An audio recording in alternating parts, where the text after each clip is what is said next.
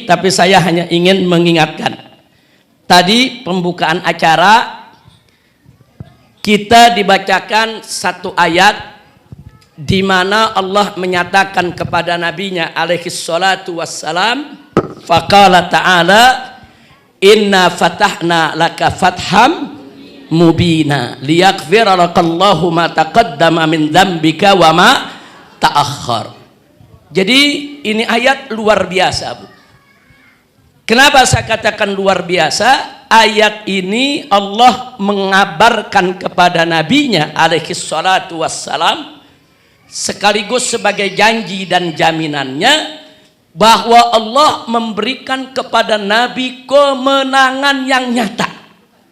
Inna fatahna, sesungguhnya kami telah bukakan untuk kamu wahai Rasul, wahai Nabi. Kami berikan kemenangan kepadamu wahai Rasul, wahai Nabi. Dan bukan sembarangan kemenangan, tapi fatham mubina, kemenangan yang nyata. Baik kemenangan di dunia maupun kemenangan di akhirat. Nah, bagaimana tidak mendapat kemenangan? Selanjutnya Allah nyatakan liyaghfira lakallahu ma taqaddama min dzambika wa ma ta'akhkhar. Yang mana semua kemenangan itu diberikan oleh Allah kepada nabinya semata-mata untuk apa? Untuk Allah mengampuni, liyaghfira lakallahu ma taqaddama min dzambika wa ma ta'akhkhar. Untuk Allah mengampuni engkau dari segala dosa yang terjadi di masa lalu maupun dosa yang akan datang. Bu, kalau baca ayat ini jangan salah tafsir. Nah, sekarang ini maaf, ada sementara orang dari atas mimbar salah menafsirkan ayat ini. Dia bilang ayat ini menjadi dalil kalau Nabi punya dosa. Dia bilang dalil kalau Nabi punya dosa, cuma dosanya diampuni oleh Allah. Enggak betul, Bu. Nabi tidak pernah punya dosa. Karena Nabi kita maksum. Jangan lupa tuh, maksum. Artinya suci, terpelihara, terjaga dari segala dosa. Jangankan dosa besar, dosa kecil pun tidak dilakukan oleh Nabi kita Muhammad Sallallahu Alaihi Wasallam. Itu dulu saya mau garis bawahi.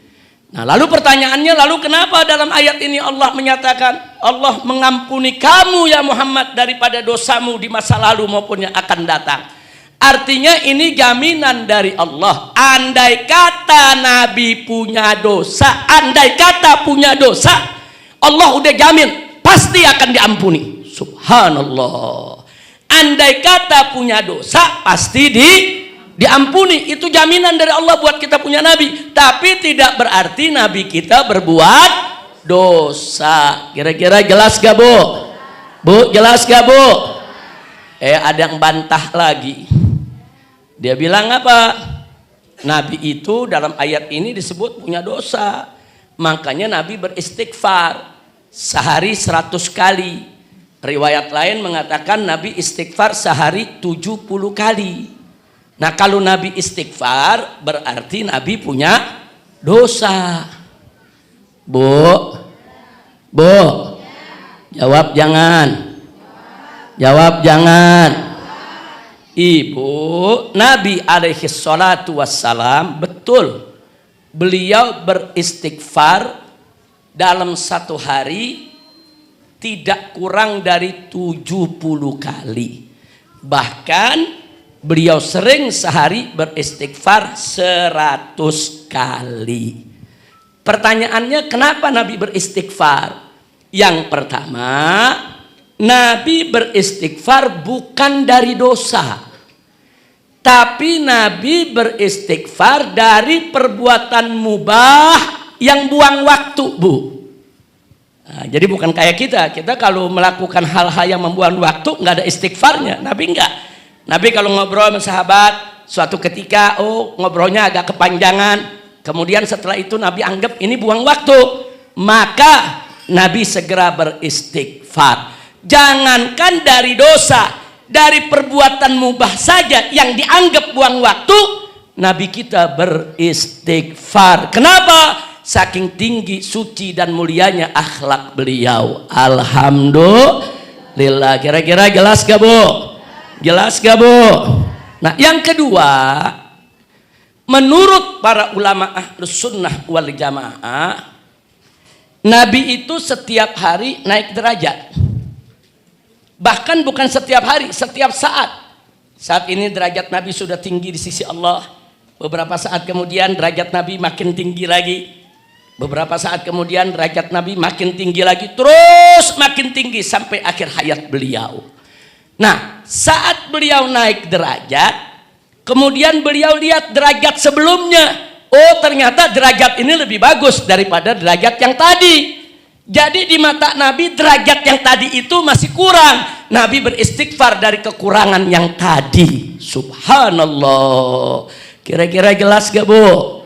Bu, jangan orang istighfar langsung dianggap punya dosa. Enggak begitu. Nah, kemudian yang ketiga, bicara tentang istighfar Nabi. Nabi istighfar alaihi salatu wassalam sebagai tasyri'. Apa itu tasyri'? Tasyri' itu sebagai ketetapan hukum supaya menjadi pedoman buat umatnya. Kalau Nabi nggak pernah beristighfar, nanti umatnya nggak dapat contoh istighfar dari Nabi. Dengan Nabi beristighfar, Nabi mengajarkan umatnya begini cara istighfar. Begini cara mohon ampun kepada Allah. Begini cara mohon maaf kepada Allah. Itu namanya tasri, ketetapan syariat untuk menjadi pembelajaran buat umat Islam. Sehingga umat tahu, oh begitu cara beristighfar. Nah, itu namanya tasri. Kira-kira jelas gak Bu? Bu, jelas gak Bu? Baik, yang berikutnya. Nabi sungguh pun beristighfar bukan untuk diri beliau, tapi untuk umatnya. Nah, itu yang gak boleh lupa tuh. Nah, makanya suatu ketika Sayyidatuna Aisyah radhiyallahu taala anha pernah minta kepada Nabi, ya Rasulullah, doain saya dong. Sang istri minta didoain. Kemudian Nabi doain, Allahumma gfir li Aisyah warhamha. Ya Allah, ampuni Aisyah dan rahmati Aisyah. Itu Aisyah begitu dengar doa Nabi khusus untuk beliau, luar biasa senangnya. Senang, betul-betul senang.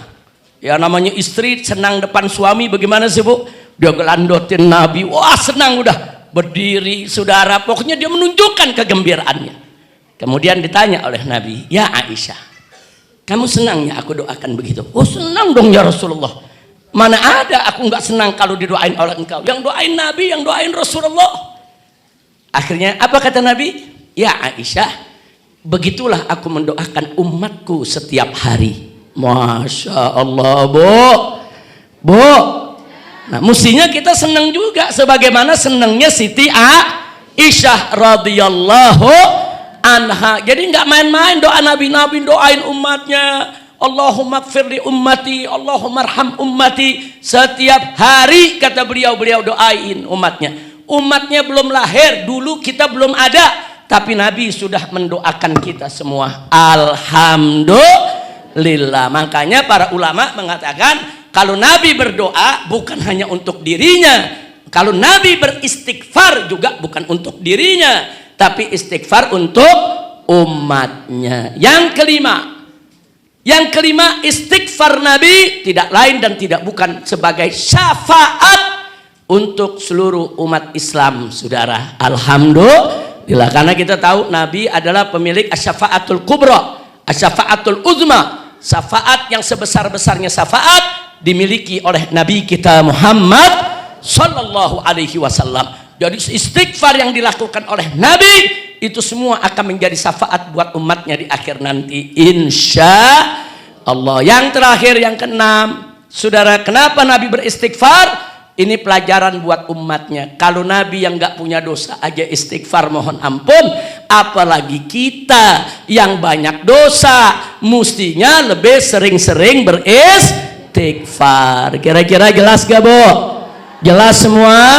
Alhamdulillah. Nah itu yang saya mau sampaikan. Jadi apa yang barusan kita baca tadi, inna fatahna laka fatham mubina dan seterusnya, itu yang saya sampaikan. untuk menjadi pembelajaran buat kita, dan supaya kita pulang dari sini juga senang. Oh Nabi doain kita, oh Nabi istighfar untuk kita, oh Nabi siapkan syafaat untuk kita semua. Makanya tanamkan rasa cinta kita kepada Nabi alaihi salatu wassalam, insya Allah. Dan Nabi sebaik-baiknya manusia.